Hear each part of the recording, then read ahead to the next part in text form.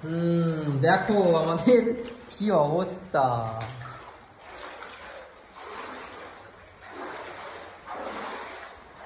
এই যে সামনের দরজা, জল কুলকুল করে ঢুকছে।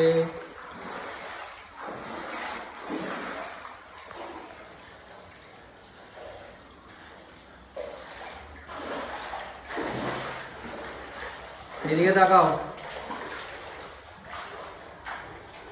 উদ্ধার করো এই মেয়েটাকে, উদ্ধার করো সবাই। তোর মা কোথায় গেল?